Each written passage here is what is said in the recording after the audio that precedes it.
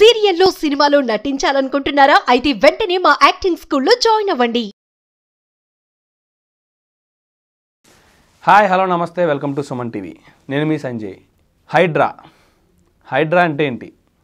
అసలు హైదరాబాద్లో ఏం జరుగుతుంది? అసలు ఈ హైడ్రా ఉద్దేశం ఏంటి? ప్రభుత్వం ఏ ఉద్దేశపూర్వకంగా హైడ్రాని రూపొందించింది? ఎఫ్టీఎల్ అంటే ఏంటి? బఫర్ జోన్ అంటే ఏంటి? ఏ విధంగా కట్టడాలు కూలుస్తున్నారు? ఇలా ఎన్నో ప్రశ్నలు ప్రజల్లో ఉన్నాయి. ఇలాంటి ప్రశ్నలన్నిటికీ మనకి సమాధానం చెప్పడానికే హైకోర్టు అడ్వకేట్ రాజేష్ గారు ఉన్నారు. ఆయనతో మాట్లాడదాం. నమస్కారం సార్. నమస్కారం. ఇప్పుడు హైదరాబాద్లో మారుమోగుతున్న పేరు ఏమన్నా ఉందంటే హైడ్రా. ఇప్పుడు అక్రమ కట్టడాలని, గొలుసు కట్టు చెరువుకు ఆనుకుని కట్టడాలు కట్టిన ప్రతిదాన్ని కూల్చుకుంటూ వెళ్తున్నారు. అసలు ఇదంతా ఒక కక్ష సాధింపులా జరుగుతుంది, అక్రమంగా డబ్బులు వసూలు చేయడానికి ఇది ఉద్దేశపూర్వకంగానే రూపొందించారని చెప్పేసి బయట చర్చలు జరుగుతున్నాయి, ప్రతిపక్షాలు వాదిస్తున్నాయి. దాని గురించి మీ సమాధానం ఏంటండి? ఫస్ట్ హైడ్రా అంటే ఏంటి అనేది తెలుసుకుందాం. అసలు హైడ్రా అంటే ఏంటిది అనేది మనం తెలుసుకునే క్రమంలో ఒకటే హైడ్రా ఫుల్ ఫామ్ ఏం చెప్తున్నారు అంటే, హైడ్రా అంటే ఏంటిది అంటే Hyderabad disaster response and asset management and protection అని చెప్తా ఉన్నారు. సో దీనికి చట్టపరమైనటువంటి వేరే చట్టాలు ఇంతకుముందు రూపొందించినప్పటికీ కూడా దీన్ని ఎక్కడా అమలు పరచలేదు. గత ప్రభుత్వాల నిర్లక్ష్యాలు అవి ఇవి ఏవో ఉండవచ్చు, వాటికి ఇతర కారణాలు ఉన్నాయి. వాళ్ళు సరైన కారణాలు లాజికల్గా డిప్లొమాటిక్ ఆన్సర్స్ చెప్పుకుంటూ వస్తూ ఉన్నారు ఇతర ప్రభుత్వాలు. కానీ ఈ ప్రభుత్వం అట్లా కాకుండా హైదరాబాద్ ఈలో ఉన్నటువంటి అసెట్స్ని వీటన్నిటిని కాపాడడానికి కోసం ఈ కుంటలు, చెరువులు, ముందుగా హైదరాబాద్ అని అంటేనే సిటీ ఆఫ్ లేక్స్ అని చెప్పేసి చెప్తూ ఉంటారు అందరూ. సో ఇటు సిటీ ఆఫ్ లేక్స్లో ఉన్నటువంటి చెరువులు, కుంటలు, నాలాలు కాపాడడానికి కోసం, వాటి ఆక్రమణను కాపాడడానికి కోసం స్పెషల్గా ఒక సంస్థను ఏర్పాటు చేసింది, అదే హైడ్రా. సో ఈ హైడ్రాకి స్ట్రిక్ట్గా ఏం చెప్పారు అని అంటే, ఈ కుంటలు, ఈ చెరువులు, ఈ నాలాలు ఏవైతే ఉన్నాయో వీటిని కాపాడడానికి కోసం, వీటి ఎంక్రోచ్మెంట్స్ అన్నిటిని తీసేయడానికి కోసం ఒక కమిషన్ని ఎస్టాబ్లిష్ చేసింది. పూర్తిగా అవగాహన ఉన్నటువంటి ఒక పోలీస్ ఆఫీసర్ని, ఒక యూపీఎస్సీ చదువుకున్నటువంటి ఒక పర్సన్ని తీసుకొని వచ్చి, ఈ చట్టపరమైనటువంటి అవగాహన ఉన్నటువంటి వ్యక్తిని తీసుకొచ్చి, రంగనాథ్ గారిని తీసుకొచ్చి ప్రభుత్వం ఏర్పాటు చేసి పెట్టింది. సో వారు కూడా ఏం చేస్తూ ఉన్నారంటే, ముందుగా హైడ్రా పరిధిలో వచ్చినటువంటి, అంటే హైడ్రా కమిషన్ చేయాల్సినటువంటి కార్యాచరణని రూపొందించుకొని చట్టపరమైనటువంటి విషయాలు చూసుకొని ముందుకు పోతున్నట్టుగా మాకు సమాచారం ఉన్నది. అది చూస్తూ ఉంటే కూడా కనబడుతూ ఉన్నది. సో ఈ హైడ్రా అనేది ఏం చేస్తూ ఉంటుంది ముఖ్యంగా అనేది మనం తెలుసుకోవాల్సిన విషయం. హైడ్రా అనేది చేసే పని ఏంటిది అని అంటే, ఇది చెరువులు, కుంటలు, నాలాలు, వీటికి దగ్గరలో ఎక్కడైతే కట్టకూడని, అంటే నిర్మాణాలు చేయకూడని ప్రదేశాలలో ఎక్కడైతే నిర్మాణాలు ఉన్నాయో, ఎక్కడైతే కబ్జా చేయబడిందో, ఆక్యుపై చేయబడిందో అట్లాంటి వాటిని అన్నింటినీ రిటర్న్ తీసుకుంటా ఉన్నది. అక్కడ ఉన్నటువంటి కట్టడాలన్నింటినీ కూల్ చేస్తూ ఉన్నది.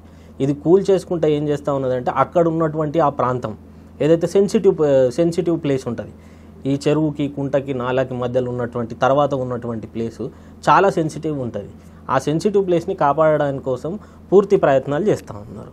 సో హైడ్రా అనేది మంచిదే అని చెప్పొచ్చు, మంచిది అని చెప్పడానికి కూడా పూర్తి అవకాశాలు ఉన్నాయి. ఇది కాపాడడానికి కోసం ఒక మంచి చర్యనే ప్రభుత్వం మంచి చర్య తీసుకుందని చెప్పడానికి ఎటువంటి సందేహం లేదు. అసలు నోటీస్ పీరియడ్ అనేది ఇవ్వకుండా కూలుస్తున్నారు అని చెప్పేసి బయట వార్తలు నడుస్తాయి. వాటి గురించి ఏమంటారు? సరే, నోటీస్ ఇవ్వలేదు, చేయలేదు అనే దానికంటే ముందు ఫస్ట్ హైడ్రా అసలు ఏం చేస్తుంది, ఎక్కడ ఏం చేస్తుంది అనేది తెలుసుకోవాలి మనం. ఏం చేస్తుంది అని అంటే, హైడ్రా ఏం చేస్తుంది అని అంటే, ఎక్కడి స్థలాల్లో నుంచి తీసేస్తుంది, నోటీస్ ఇవ్వాలన్నా వద్దా దానికి అనేది మొదటి ప్రశ్న. అంటే మనకి అందరి దగ్గర ఉన్నట్టు సందేహం. నేనేం చెప్తున్నా అంటే, చెరువు ఫస్ట్ దీనికి తెలుసుకోవడానికి ట్యాంక్ బెడ్ వీటిపైన అవగాహన ఉండాలి మనుషులకి, ఎవరికైనా సరే. ట్యాంక్ బెడ్ అంటే శిఖం భూమి అంటారు. మనం శిఖం పట్టా అనగానే అందరికీ తెలుస్తుంది, రియల్ ఎస్టేట్ చేసే వాళ్ళకి కానీ, ఈ గ్రామ స్థాయిలలో కొంత భూమి అటు ఇటు అమ్ముకునే రియల్ ఎస్టేట్ చేసే వాళ్ళకి కానీ, వ్యవసాయం చేసే వాళ్ళకి కూడా తెలుస్తుంది. ఇది శిఖం దార్ అని కూడా అంటారు. ఈ శిఖం పట్టా, ఎఫ్టీఎల్, దాని తర్వాత ఈ బఫర్ జోన్, ఈ రెండిట్లో కొంత డిఫరెన్స్ ఉంది. రెండు ఒకటే, కాకపోతే డిఫరెన్షియేట్ చేసి అర్థం చేసుకోవడానికి చెప్పేటప్పుడు రెండిట్లో ఒక డిఫరెన్స్ ఉంది. ఎట్లా ఉంటుంది అని అంటే, జనరల్గా అసలు ఎఫ్టీఎల్ అంటే ఏంటిది అనేది మనం తెలుసుకున్నప్పుడే ఈ విషయం అర్థమవుతుంది. ఎఫ్టీఎల్ అంటే అసలు ట్యాంక్ బెడ్ అంటే ఏంటిది ముందు తెలుసుకున్నాం. ట్యాంక్ బెడ్ అని అంటే ఇట్లా ఉందనుకున్నాం, చెరువు ఉదాహరణకి, దీని నిండా నీళ్ళు నిండుతాయి. ఇది చెరువు ఎప్పుడైనా కొంత లోతు ఉంటుంది కాబట్టి దాని నిండా నీళ్ళు నిండుతాయి. ఈ చెరువు ఇది ఇట్లున్న తర్వాత దీంట్లో ఏం జరుగుతుంది అని అంటే, వర్షం పడ్డప్పుడు సాధారణంగా నీళ్ళు ఇందులో ఉంటాయి. వర్షం పడి చెరువు నిండినప్పుడు కొంత ప్రాంతం ఎక్కువ వరకు నీళ్ళు వస్తాయి. ఈ ప్రాంతం ఎక్కువ నీళ్ళు వచ్చినప్పుడు అంటే full tank level, tank full అయినప్పుడు ఆ చెరువు అనేది నిండుకున్నప్పుడు పూర్తిగా నిండుకున్నప్పుడు అవతల సైడ్ నుంచి మత్తడి పోసిపోతూ ఉంటుంది. మత్తడి అంటే ఓవర్ఫ్లో పోతూ ఉన్నప్పుడు ఏం జరుగుతుంది అని అంటే ఇందులో నుంచి కొంచెం నీళ్ళు ఎక్కువ వస్తాయి. ఇది నీళ్ళతోని కవర్ అయిపోతుంది ఒక భూమి, దాని వరకు ఫుల్ ట్యాంక్ లెవెల్ అని అంటారు. ఆ తర్వాత నుంచి ఇంకో కొంత భూమి ఎట్లా ఉంటుంది అంటే బురదతో దీంతో ఉంటుంది భూమి, దాన్ని బఫర్ జోన్ అని అంటారు. అంటే డిఫరెన్షియేట్ చెప్పడానికి కొంతమంది FTL, FRL, బఫర్ జోన్ వీటన్నిటిని కలిపి ఒక రకంగానే ఉంటారు, కానీ ఒక డిఫరెన్షియేట్ చేసి ఎక్స్ప్లెయిన్ చేసుకొని అర్థం చేసుకోవడానికి కోసం ఉండేది మనం చెప్తా ఉన్నాం. సో ఈ ఫుల్ ట్యాంక్ లెవెల్కి ఈ బఫర్ జోన్కి ఒక డిఫరెన్స్ ఉంటుంది అనమాట. ఈ ఫుల్ ట్యాంక్ లెవెల్ నుంచి దాటి కొంత ముందుకు వస్తే బఫర్ జోన్. సో ఈ బఫర్ జోను అనేదాన్ని ఇందులో కూడా ఈ ఎవరైతే పేద ప్రజలు ఒకప్పుడు ఉండేవాళ్ళో వాళ్ళకి ఏం చేసేది అంటే వర్షపాతం తక్కువ ఉన్నప్పుడు ఇక్కడ ఉన్నటువంటి భూమి సారవంతమైనటువంటి భూమి ఉంటుంది.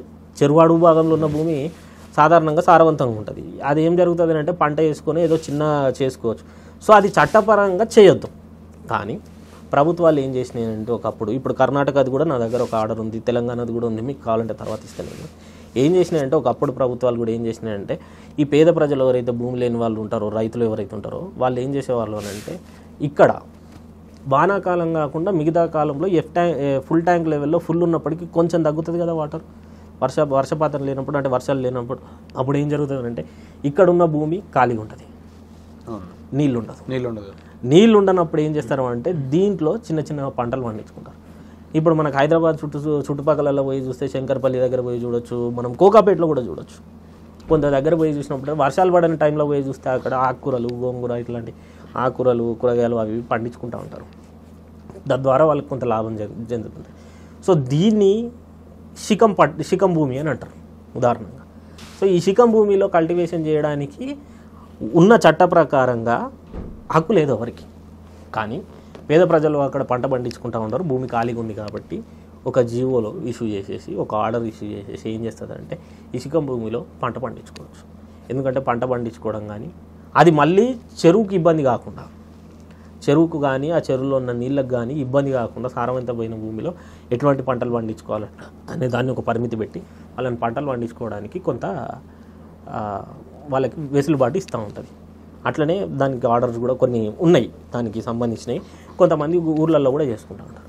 అయితే ఈ FTL, ఫుల్ ట్యాంక్ లెవెల్ వీటిలో పట్టాలు ఇష్యూ చేయడం స్టార్ట్ చేసింది. పట్టాలు ఎందుకు ఇష్యూ చేసింది అని అంటే ఉన్నోళ్ళు ఒక 4-5 ఉంటారు.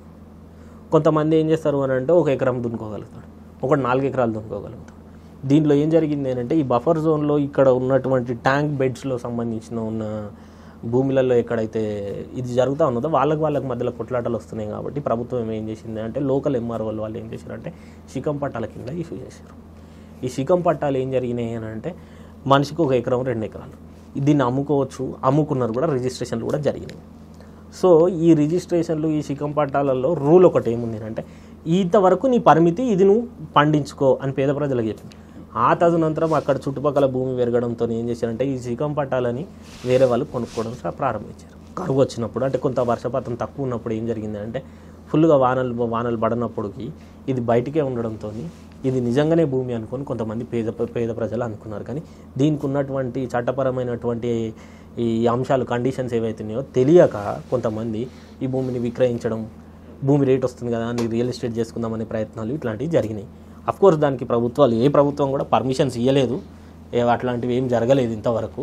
కానీ వాళ్ళు ఏం చేశారు అని అంటే ఇంకా కొంత మేనేజ్మెంటో లేకపోతే ప్రభుత్వం కళ్ళుగాపో ఏదో చేద్దామనే ప్రయత్నాలలో చేశారు. మరి అట్లా గడిచిపోతా ఉన్నది. మరి పట్టాలు ఉన్నాయి, మేము ట్యాక్సులు కడుతున్నాం అని చెప్పేసి నేను అదే చెప్తున్నా శిఖం పట్టాన్ని రిజిస్ట్రేషన్ చేయవచ్చు. మరి ఇంటి పట్టాలుగా నేను చెప్తా ఉన్నా, శిఖం పట్టాన్ని రిజిస్ట్రేషన్ చేయవచ్చు. నీకు శిఖం పట్టా అనేది నువ్వు కొనుక్కున్నావు. ఉదాహరణకి మీరు సంజయ్ గారు, మీరు శిఖం పట్టా భూమి కొనుక్కున్నారు అనుకున్నాం, మీరు వ్యవసాయం చేయట్లేదు. హైదరాబాద్ చుట్టుపక్కల ఇప్పుడు వ్యవసాయం కొద్దిగా దూరం అయింది. నా చిన్నప్పుడు కుకట్పల్లిలో వ్యవసాయం చూసినాం, కుకట్పల్లిలో కూడా వరి పంట వేసుకుంటే చూసినాం మేము. ఇప్పుడు లేదు అట్లా. రియల్ ఎస్టేట్, కాంక్రీట్ జంగల్ పెరిగిపోవడంతో ఇది ఇట్లా ముందుకు పోయింది, ఇట్లా జరిగిపోయింది.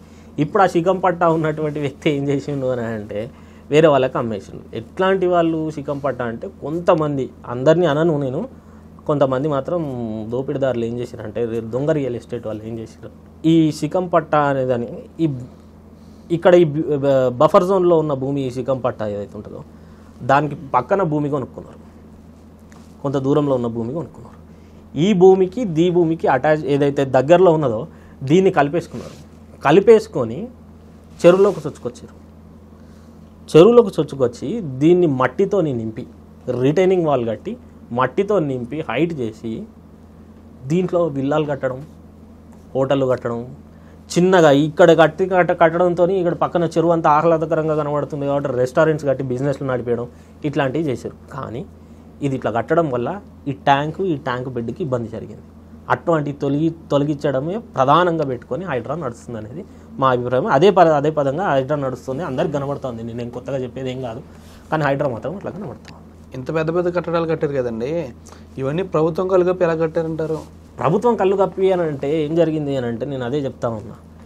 భూమికి పర్మిషను బాగా అబ్జర్వ్ చేయండి. నేను 1-2 కేసెస్లో అబ్జర్వ్ చేసిన, అది ఇంకో కొంత కోర్టులో పెండెన్సీ ఉంది. దాని పూర్తి వివరాలు నీకు చెప్పలేదు, కానీ దాన్ని ఆధారితంగా మీకు ఉదాహరణ చెప్తాను. నేను ఇంతకుముందు కూడా నేను ఎట్లా చెప్పినా అంటే ఏంది అంటే, ఇది శిఖం భూమి, చెరువు పక్కన ఉన్నది శిఖం భూమి. దీంట్లో సర్టెన్ రూల్స్ అండ్ కండిషన్స్ పంటల వరకు ఇంకా సర్టెన్ రూల్స్ అండ్ కండిషన్స్ వరకే పెట్టి ఆ రూల్స్ ఎప్పటికప్పుడు ఫ్రేమ్ చేసి చెప్పింది. ఉదాహరణకి దీన్ని పోల్చుకొని అంటే అర్థం చేసుకోవడానికి పోడు భూములకు ఎట్లయితే పట్టాలు ఇచ్చిందో పోడు వ్యవసాయం చేయరాదు, అడవిలు కొట్టి వ్యవసాయం చేయరాదు అని చెప్పి చెప్పిందో దీనికి కూడా అట్లా కండిషన్స్ ఉన్నాయి. సరే దానికి పట్టాలు ఇవ్వాలన్నారు, అది పొడుగు భూమి, దీంట్లో ఉన్న సమస్యనే కాదు. కానీ దీంట్లో చెప్తా ఉన్నాను నేను ఏంటంటే, ఇది ఏదైతే ఉన్నదో ఈ భూమి ఏదైతే ఉన్నదో దీనికి అడ్జసెంట్గా దూరంగా ఉన్న భూమికి ఉన్నాడు, అది ఒరిజినల్ పట్టానే. అది దాని FTLలోకి రాదు, అది బఫర్ జోన్లోకి రాదు, అది నార్మల్గానే ఉంది. దానికి భూమిని తీసుకొచ్చింది, ఇది బఫర్ జోన్ ఉంది చూసినావా, ఈ శిఖం పట్టా కొనేసుకుంటాడు.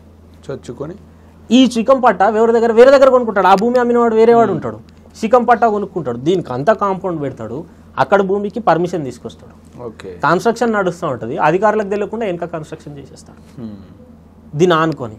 ఇట్లా ముందుకున్నది ఇట్లా చొచ్చుకొస్తాడు. ఇట్లా చాలా విషయాలలో జరిగింది. అది నేను అబ్జర్వ్ చేసిన, పర్సనల్గా కూడా నేను అబ్జర్వ్ చేసిన, 2-3 కేసులలో కూడా అబ్జర్వ్ చేసిన. సరే ఇక కొన్ని స్వచ్ఛంద సంస్థలు అప్పుడు కూడా సార్ మనం పోయి కొట్లాడాలి, మా చెరువు కబ్జా అయిపోతుంది అది ఇది ఊర్లో అన్నారు. అప్పుడు అంతగా పట్టింపు లేదు. కానీ ప్రభుత్వం ఇవన్నిటిని దృష్టిలో పెట్టుకొని ఒక హైడ్రా అనే సంస్థతో ముందుకొచ్చి ఏదైతే ఇప్పుడు ఎవరో కంప్లైంట్ ఇవ్వకుండా తనంత తానే ఒకటి నిర్ణయం తీసుకొని వీటిని కాపాడాలనే ఒక నిర్ణయం తీసుకుంది హైడ్రా అనేది చాలా మంచి పని అని అనుకుంటా ఉన్నాను. మంచి చర్య అని అన్నాను. హైడ్రా కంటూ ఏదైనా చట్టం ఉందండి, లేదా ఏ చట్ట ప్రకారం కొలుస్తున్నారు ఇవన్నీ మీరు? హైడ్రా అనే దానికే పర్టికులర్గా చట్టం అంటూ ఏం లేదు. కానీ ఇరిగేషన్ యాక్ట్లో, తెలంగాణ ఇరిగేషన్స్కి సంబంధించిన దాంట్లో ఈ ప్రొటెక్షన్ ఉంది, వాటర్ బాడీస్ ప్రొటెక్షన్ చేయాలి. దీన్నే తెలంగాణ మున్సిపల్ యాక్ట్లో కూడా పెట్టారు, వచ్చింది నా దగ్గర ఉంది. దానికి సంబంధించిన డీటెయిల్స్ కూడా మీకు ఇస్తా తర్వాత ఏదన్నా చేయాలని అనుకున్నప్పుడు. కానీ నేనేమంటున్నా అంటే దానికి ఈ ఇరిగేషను దీనికి సంబంధించిన దాంట్లో ఈ రెండింటిని ప్రొటెక్షన్ చేయడానికి కోసం ఒక స్పెషల్గా ఒక టీంని, ఒక కమిషన్ని కొంతమందితో దాన్ని హెడ్ చేస్తున్న వాళ్ళు రంగనాథ్ గారిని పట్టుకొని పెట్టుకొని దీన్ని అన్నిటినీ కాపాడేటువంటి ఒక చర్యని ప్రభుత్వం తీసుకుంటుంది అనేది మంచి అభిప్రాయం, మంచి పని అని నేను కూడా అనుకుంటా ఉన్నాను. ఎందుకంటే ఇప్పుడు హైదరాబాద్ అనే కాదు, కర్ణాటక తీసుకున్నా, తమిళనాడు ఒక దశాబ్దం క్రితం మనం చూస్తే మొత్తం కొట్టుకుపోయింది. దేనివల్ల అని చెప్పేసి చాలా దానికి అనేక కారణాలు ఉన్నాయి. అందులో one of the major reason ఏంటి అంటే కాంక్రీట్ జంగల్ అంటే ఏంటిది అని అంటే ఈ కట్టడాలు పై నుంచి కింది వరకు రాతి కట్టడాలు, సిమెంట్తోని పెద్ద పెద్ద బిల్డింగ్స్ కట్టడం, ఇవన్నీ ఎట్లా చేస్తూ ఉన్నారంటే హైదరాబాద్ విస్తరణ జరుగుతున్నప్పుడు నేను కొంచెం ఛాన్సాల మీరు కూడా అబ్జర్వ్ చేసి ఉండొచ్చు. లాస్ట్ టైం కేటీఆర్ గారు కూడా ఒక ఎక్స్ప్లెనేషన్ ఇచ్చారు, రేవంత్ రెడ్డి గారు ఒక బలమైన క్వశ్చన్ వేశారు. ఏమని చేసిండు అంటే మన ముఖ్యమంత్రి గారు, ఇప్పుడున్న ముఖ్యమంత్రి గారు, అప్పుడు ప్రతిపక్ష నాయకుడుగా ఒక బలమైన క్వశ్చన్ వేసిండు. ఏంది అని అంటే ఇది రాజకీయపరమైనటువంటిది కాదు, కానీ ఒక నగరాన్ని నిర్మిస్తూ ఉన్నాం, ఇట్లా నిర్మించాల్సిన నగరాన్ని ఇట్లా నిర్మించినప్పుడు ఇక్కడ ఉన్నటువంటి ప్రాంతం చాలా ఇబ్బందికరమవుతుంది అని చెప్పేసి వాళ్ళు అంటే ఇట్లా నిర్మించడానికి గల కారణాలు ఒకటి ఉంది, ఇట్లా నిర్మించడానికి గల కారణాలు ఒకటి ఉంది. దాని వాదోపవాదాలు చర్చలు చాలా జరిగినాయి. దాని తర్వాత మనం ఏదైనా విషయం వచ్చినప్పుడు దాని లోతులకు పోదాం. అయితే ఈ కాంక్రీట్ జంగల్ అంటే ఏంటి అంటే జనాభా వృత్తిరీత్యా బతుకు తెరువు కోసం వివిధ ప్రాంతాల నుంచి మహానగరాలకు వస్తుంటారు. హైదరాబాద్ అనేది ఒక మహానగరం. ఇప్పుడు తెలుగు రాష్ట్రాలలో హైదరాబాద్కి చాలామంది వస్తూ ఉంటారు, తెలంగాణ ప్రాంతం నుంచి, ఆంధ్ర ప్రాంతం నుంచి, వీళ్ళే కాక వివిధ ప్రాంతాల నుంచి, భారతదేశం నలుమూలల నుంచి హైదరాబాద్కి బతకడానికి వస్తూ ఉంటారు, స్థిర నివాసం ఏర్పరచుకుంటారు ఇక్కడ చాలామంది. సో ఇది కాంక్రీట్ జంగల్ లెక్క పెరిగిపోతూ ఉన్నది రోజు రోజు. కాంక్రీట్ జంగల్ అంటే ఏంటంటే భవనాలు కట్టడం, బిల్డింగ్లు కట్టడం ఏదైతే, తద్వారా మనం మొదట్లో చెప్పుకున్నాం, ఏమని చెప్పుకున్నాం, హైదరాబాద్ సిటీ అంటే సిటీ ఆఫ్ లేక్స్ అని చెప్పుకున్నాం. హైదరాబాద్కి కూడా చాలామంది పెద్దలు ఎప్పటి నుంచో ఉన్న హైదరాబాద్లో ఉన్నటువంటి ఈ ప్రాంతం గురించి అవగాహన ఉన్నటువంటి పెద్దలు కూడా ఒక విషయం చెప్తారు, హైదరాబాద్ ఎట్లుంటుంది అంటే ఇట్లా ఉంటుంది అని చెప్పి, ఎత్తు వంపులుగా ఉంటుంది. ఉదాహరణకు ఒకటి తీసుకున్నామంటే ఇప్పుడు మనకి యూసుఫ్ కూడా తర్వాత నుంచి ఇక్కడ మన పక్కకి చిరంజీవి బ్లడ్ బ్యాంక్ ఆ ప్రాంతం అక్కడ నుంచి చూస్తే జూబ్లీ హిల్స్ ఇటు హైట్ ఉంటుంది, యూసుఫ్ కూడా ఇటు మెల్లగా కిందకి ఉంటుంది, మళ్ళీ అన్నపూర్ణ స్టూడియోస్ ఇటు హైట్ ఉంటుంది, ఈ ప్రాంతం ఇటు కింద ఉంటుంది. వర్షం పడ్డది ఒక రోజు, ఒక గంటన్నర సేపు గట్టి వర్షం పడ్డది అని అనుకున్నాం, మొత్తం నీళ్ళని యూసుఫ్ గూడ నుంచి వచ్చేస్తాయి. యూసుఫ్ గూడ కాలనీ లోపలికి ఒక్కసారి మీరు పోయి చూస్తే దాదాపు ఇంట్లో గేట్లకి ఇండ్లలో కూడా ఒక మోకాలు లోతు వరకు అంతకంటే కింది వరకు ఒక్క రోజు 2 రోజుల వర్షానికి వచ్చేస్తాయి. రావడానికి కారణం ఏంటి అని అంటే ఇక్కడ పడ్డటువంటి కాంక్రీట్ జంగల్ లెక్క ఉంది, తార్ రోడ్స్ వేసి భూమిలో పడ్డ వాన భూమిలోకి ఇంకకుండా నీళ్ళని చొచ్చుకొస్తుంది. అది మేజర్ రీజన్ ఒకటి. రెండవది ఏంటి అని అంటే ఈ ఇనికే ఇది లేక మళ్ళీ ఈ కన్స్ట్రక్షన్స్ వల్ల నాలాల దగ్గర అయిపోయినాయి. హైదరాబాద్లో కొంతమంది పేదవాళ్ళు ఉంటారు, వాళ్ళు ఏం చేస్తారంటే నాలా పక్కకి ఇల్లు కట్టుకుంటారు, నాలా పక్కకే ఇల్లు కట్టుకుంటాడు. మనం చెప్తా ఉంటారు నాలా పక్కకి ఇల్లు కట్టుకుంటే రోగాలు వస్తాయి, అంటే జబ్బులు వస్తాయి, ఇవి వస్తాయి, కానీ ఏం చేయాలి సార్ నాకు ఇల్లు లేదు అని అంటాడు. చూస్తే వాడు స్థిర నివాసం హైదరాబాద్ ఉంటాడు, కాదు ఎక్కడి నుంచి బతకడానికి వచ్చింటాడు. బతకడానికి వచ్చిన వాడిని కడుపు కొట్టలేము, ఏం చేయలేము, కానీ వాళ్ళకి బ్రతుకు తెరువు కోసం ఏదో ఒకటి చేయాల్సిన అవసరం ఉన్నది. సరే దాంట్లో అంటే రాష్ట్రంలో ఉన్నటువంటి మేధావులు, అనుభవం ఉన్న వాళ్ళందరూ కూడా ఒక దగ్గరికి వచ్చి దీనిపైన లోతైన చర్చ చేసి ఏం చేయాలి, ఇట్లాంటి వాళ్ళకి ఎటువంటి ఫెసిలిటీస్ ఇవ్వాలి, వీళ్ళకి ఏం చేస్తే బాగుంటుంది అనేది వాళ్ళు చర్చ తీసుకుంటే అది బాగుంటుంది అనేది నా అభిప్రాయం. సరే అది తర్వాత విషయం, కానీ ముందుగా మనం దీని గురించి మాట్లాడుకుంటే అయితే ఈ నాలాలు దీనివల్ల ఇది కబ్జా అయిపోవడం వల్ల నాలా ఎంతైతే ఫ్లోగా పోవాలనో, ఎంతైతే నాలాకి నీళ్లు పోవాల్సినటువంటి స్పేస్ అవసరమో అంతలోంచి పోతలేవు నీళ్ళు. పోకపోయేసరికి ఈ కన్స్ట్రక్షన్స్ వల్ల, ఈ కబ్జాల వల్ల నాలా చిన్నగా అయిపోవడం వల్ల సిటీలోకి అన్నిటికీ నీళ్ళు చొచ్చుకొచ్చేసేసి ఇది అవుతూ ఉన్నది. సో దీన్ని నుంచి కాపాడడానికి కోసం ఎవరైతే ఎక్కడైతే పర్టికులర్గా కట్టొద్దో, దేనివల్ల అయితే ఇబ్బంది కలుగుతూ ఉన్నదో వాటిని టార్గెట్ చేసినట్టుగా నాకు కనబడతా ఉన్నది. అఫ్కోర్స్ నేనైతే ఏం రంగనాథ్ గారితో చర్చలు చేయలేదు, తెలియదు, కానీ వారు చేస్తున్నటువంటి పని చూస్తున్నప్పుడు ఎక్కడెక్కడ చేస్తూ ఉన్నారు, ఎట్లా చేస్తూ ఉన్నారు, న్యూస్ ఛానల్స్లలో మీడియాలో వస్తూ ఉన్నది చూస్తూ ఉంటే నాకు అర్థమవుతా ఉంది ఏంటంటే ఇంతకుముందు వరదల వల్ల ఇబ్బందులు ఎక్కడి నుంచి వచ్చినాయి, ఏం చేస్తే ఇబ్బందులు తగ్గుతాయి, ఎక్కడెక్కడ ముందుగా చేయాల్సినటువంటి అవసరం ఉన్నది, అత్యంత అవసరం ఎక్కడైతే ఉన్నదో అక్కడ మాత్రం పర్ఫెక్ట్గా టార్గెట్ చేసినట్టయితే నాకు కనబడతా ఉన్నది. ఇది నా వ్యక్తిగత అభిప్రాయం, ఎక్కడి నుంచో ఎవరో చేసినట్టు అయితే తెలియదు, కానీ అది మాత్రం నాకు వాస్తవమే అనుకుంటాను. జలవనరులను కాపాడడం ప్రభుత్వానికి ఎంత ముఖ్య ఉద్దేశమో మనల్ని కూడా కాపాడడం అంత ముఖ్య ఉద్దేశం కదండి. ఇప్పుడు మరి అక్కడ ఇల్లు కోల్పోయిన పేద ప్రజలకి ఎలాంటి సహకారం చేకూరుస్తారు అంటే ఇప్పటికే ఒక ఆలోచన వచ్చి ఉండాలి కదండి. నేనేమంటున్నా అంటే కొద్ది మంది కన్నా ఎక్కువ మంది లాభాన్ని ఎప్పుడైనా ప్రభుత్వం చూస్తుంది. ఒక 10 మంది ఒక ఉదాహరణకి ఒక నాలా చుట్టూ ఒక 100 ఇల్లులు ఉన్నాయి అనుకుందాం.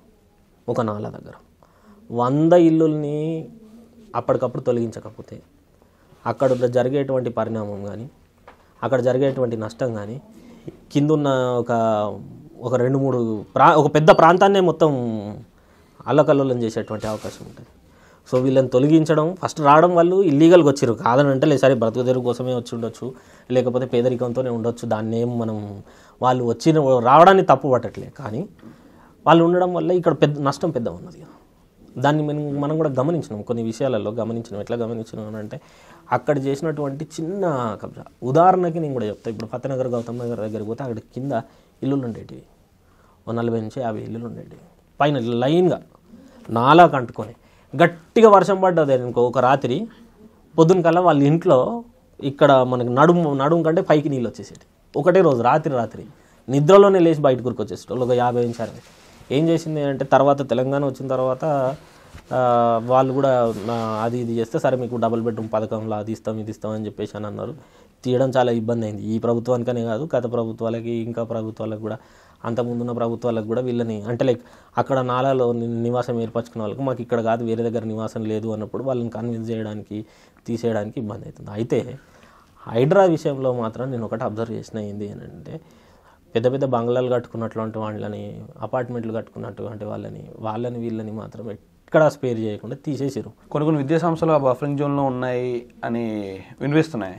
వాటిని ఎందుకు పోల్చలేదు? పేద ప్రజలకు వాళ్ళకు న్యాయమా అని చెప్పి దీని ఎక్స్ప్లెనేషన్ నేను కాదు, ఆ కమిషన్ చైర్మన్ రంగనాథ్ గారే ఇచ్చాను.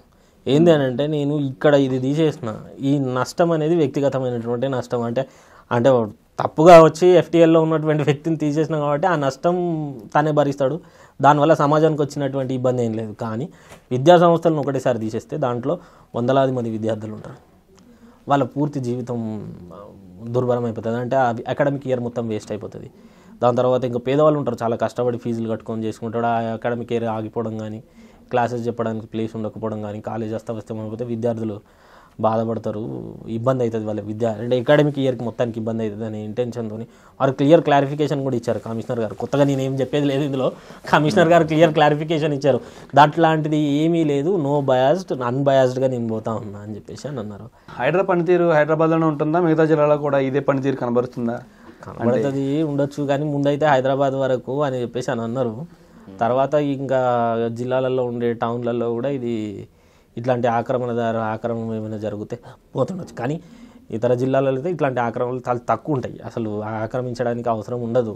ఎందుకంటే ఇక్కడ ఎక్స్పాన్షన్ ఆఫ్ సిటీ పెద్ద ఉంది, ఎక్స్పాన్షన్ అండ్ నెసెసిటీ బాగుంది కదా. రియల్ ఎస్టేట్ ఇంతకుముందు కూడా నేను చెప్పినట్టు చోచుకొచ్చే అవకాశాలు ఎక్కువ ఉన్నాయి. అక్కడ రియల్ ఎస్టేట్ చేస్తూ ఉన్నాడు, తర్వాత ఇక్కడ తీసుకొచ్చి కట్టేస్తూ ఉన్నాడు.